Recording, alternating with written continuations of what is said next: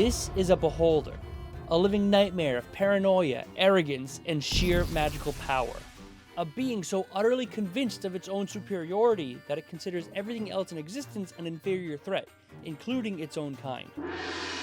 Today, we're diving into the Beholder, going over its mind-bending lore, its core combat mechanics, and the best way to unleash one of these floating horrors upon your unsuspecting players. We'll break this down into 3 different sections.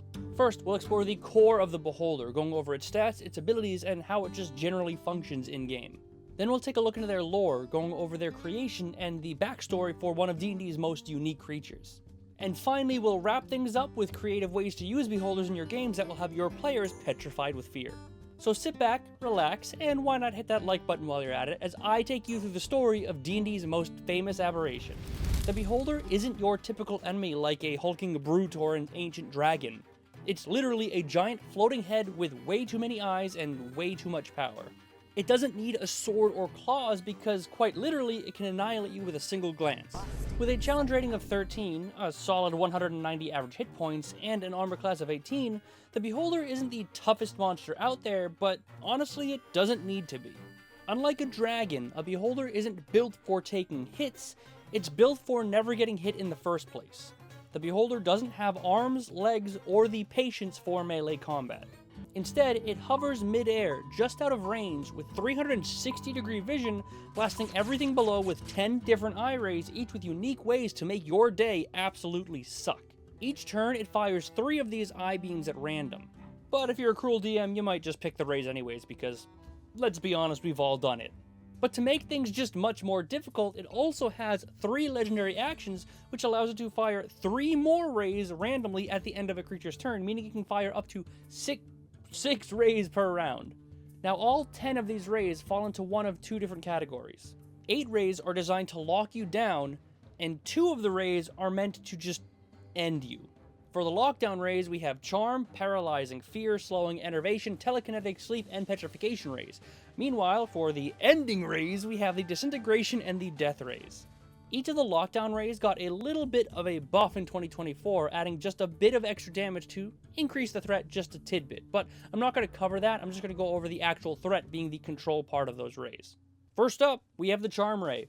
This forces a wisdom saving throw, and on a fail, that creature is brainwashed into thinking the Beholder is their best friend for an entire hour. You can attack the Beholder for any reason, and that effect does not end whenever you take damage like other charm effects. So if any of your players fail this Charm Ray, have fun fighting a Beholder without him. Next up, we have the Paralyzing Ray.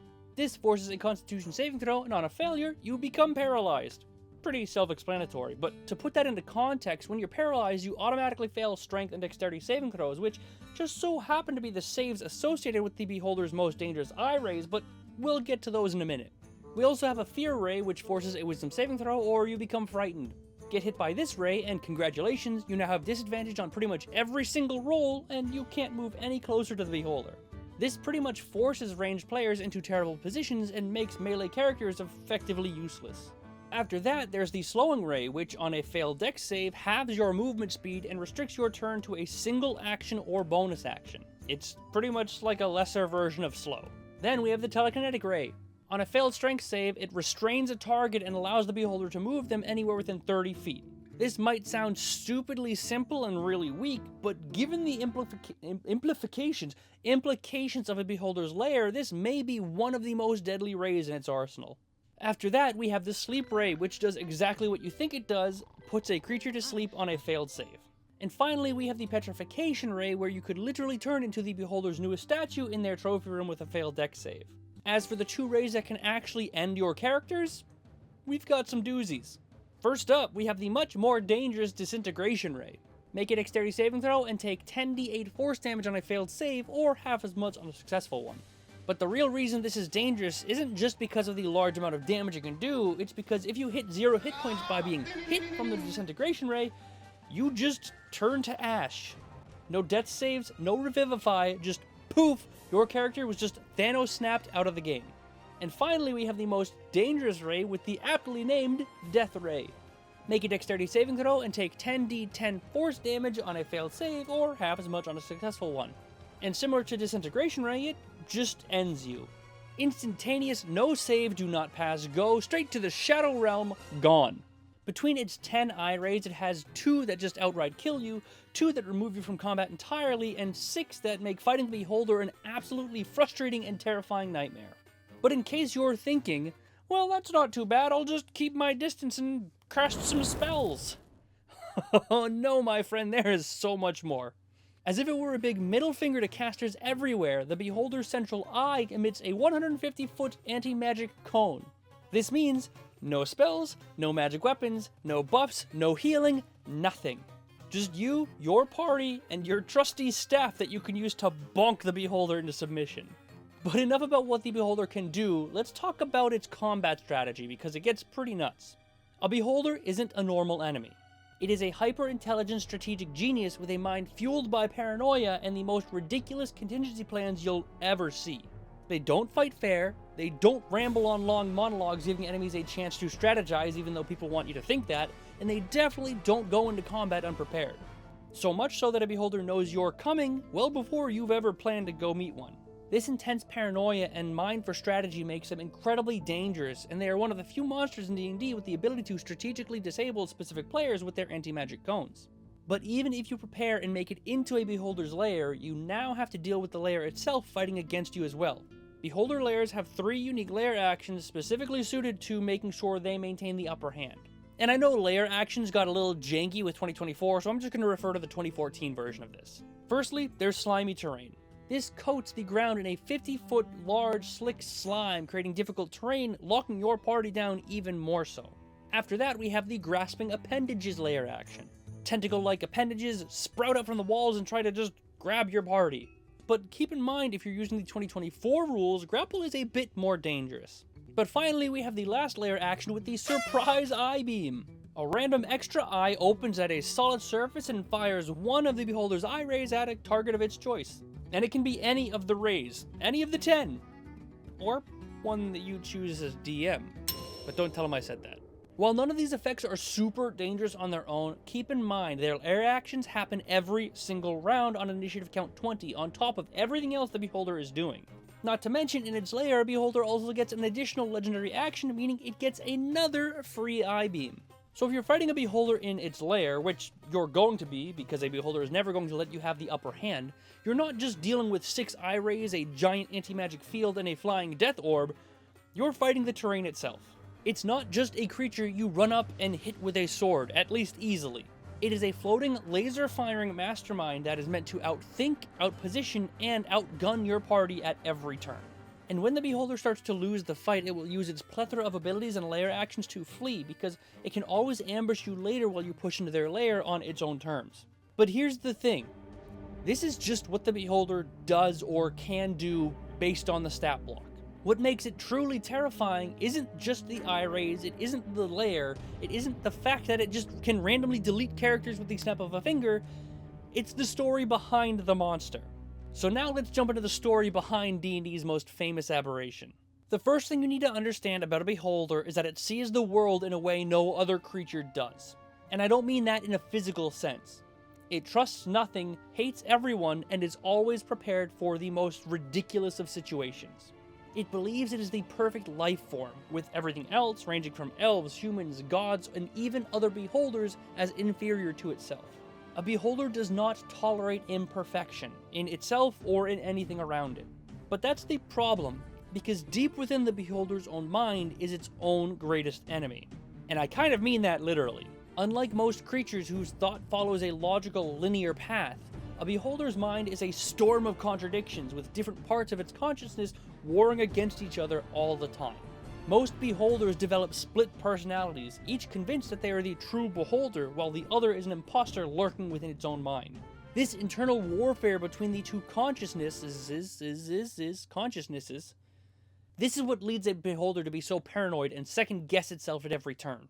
Did it really set the perfect trap for the intruders, or was that the work of the other self trying to sabotage it? Did it really hear a whisper in the dark, or is that the voice of its own mind turning against it? Some Beholders go through violent, nightmarish transformations as a result of this internal war, with their own bodies warping under the sheer pressure of their fractured psyche. This is what makes a Beholder truly terrifying. that its thoughts can actually shape the world around it. The problem here is that since their mind is powerful enough to actually shift reality, when they wake up, that dream becomes real. These nightmares and insecurities can manifest in a multitude of different ways, with the first one being creation of another beholder. Another way it can manifest is by physically altering the beholder itself. If a beholder begins to dream of its own death, the dream might consume it. Its flesh might wither, its body will harden, and its eye, its all-seeing anti-magic cone eye, will become a soulless, undead void of nothingness. It will literally dream itself to death and then rise from its own corpse as a death tyrant. And believe it or not, that's still not the worst fate a beholder can suffer. There are a bunch of other beholder kin that also kind of fall into this category, but if you want more information, you probably should go look it up because there is a lot there. With all of this backstory, a beholder really deserves to be a focal point of a campaign, and it should always be felt before it's ever actually seen. So now that we've covered its backstory and history, as well as its combat mechanics and just general strategy, let's actually talk about some unique ways you can use it in your campaign. First up, we have a story called The Veiled Eye. Beneath the cobblestone streets of a bustling city, past a layer of forgotten tunnels and abandoned catacombs, a kingdom exists in the darkness.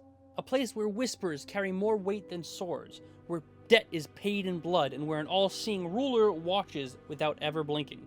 They call it the Undervale. No one truly rules the city above. Not the king, the merchant lords, not the high priests at the Gilded Temple. The true power belongs to the Eye. A name spoken in hushed tones in back rooms and dimly lit alleyways. The Eye sees everything, knows everything, and controls everything. If you defy the Eye, you do not disappear, you never existed. Your players don't start by fighting the Beholder. They start by unraveling a mystery in a city. A nobleman hires the party to find their missing daughter, only for them to learn that there's no record of her ever existing. A merchant asks for help because his rival's business is thriving despite knowing he has no supply lines. Little by little, the players start to pull the threads. They start noticing things. People watching them, following them. Conversations that cut off the moment they walk into a tavern. And then one night, they find a letter waiting for them in their room, sealed with wax, pressed with an emblem of a single eye, and inside a simple message. I see you. When they finally reach the Undervale, they don't find a mere crime boss. They find a throne of petrified enemies, minions that move like shadow, and a beholder floating above it all, smiling with a large, unblinking eye. This narrative turns the beholder into an urban legend, a hidden ruler who controls the city from the shadows. The goal here is to make the players feel like they're uncovering a mystery until they finally realize that they were never the hunters at all. Next, we have a story called The Nightmare Awakens. It started as a whisper, a rumor in a marketplace about a village where things don't stay the same for long. People wake up to find their homes slightly different than they remember, where maps change overnight and where roads curve in different directions where they never were before. The world is wrong, or at least this area of the world. A farmer swears his barn was red yesterday, but today it's blue. A local woman claims her husband died 3 winters ago, and yet here he is standing in their home, alive and well. Each night, as the village sleeps, the changes become more drastic, and then the players start having the dream. A vision of a large, massive, unblinking eye staring at them from a void. A voice whispering in a language they don't understand, but somehow know. It's trying to wake up. And each time it stirs from its slumber, the world reshapes to its strange will. The players must find the source of this occurrence before the next shift, or the entire village may disappear. Killing the beholder isn't enough. They must find a way to sever its link to reality, or risk being trapped in this dream forever. This is a really fun approach to play around with a beholder because anything the players may know or trust can simply just change in an instant. It turns the party's knowledge against them and only allows them to trust what they see with their eyes as the world changes around them. And finally, the last narrative for today is one that I call Stolen Time. The world changed and no one noticed, and the players are the only ones who seem to remember things differently. They hear whispers of a war that never happened, kingdoms that shouldn't exist, and heroes that never lived. People insist that history has always been this way, but it hasn't, and the players are the only ones who seem to realize this. Something, or someone, is rewriting the past. And the more they investigate, the more they realize this isn't the first time. A wizard's journal contains 2 sets of notes, one from this reality and one from another. An ancient ruin depicts an event that contradicts a kingdom's own history. Somewhere deep in a forgotten place of the world, a beholder has discovered a secret that no mortal was meant to know. It's learned how to reshape history, and what's worse is it's still learning. Empires rise and fall, names are erased, and people vanish as if they never were. And soon, if no one stops it, the beholder will master this world-bending power. And when it does, the world will be made perfect. The player's final challenge isn't just to fight the beholder. It's to anchor reality before it's rewritten beyond recognition.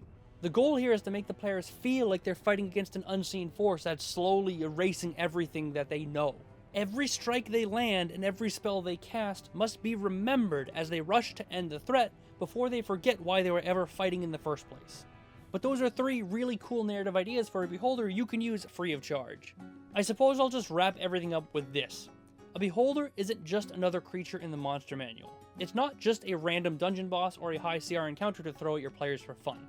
In combat, it is a hovering death machine. In its mind, it is a paranoid genius, and in your game, a beholder is an experience. But what do you think? If you enjoyed this video or found inspiration for your next D&D campaign, let me know in the comments below. And hey, if you're looking for more ways to enjoy the game, why not hit the like button and subscribe for more epic spell breakdowns, deep creature dives, and maybe a couple of DM survival tips for DMs with players who might watch videos like this one. Thank you very much for watching, I hope you enjoyed, and I will see you next time.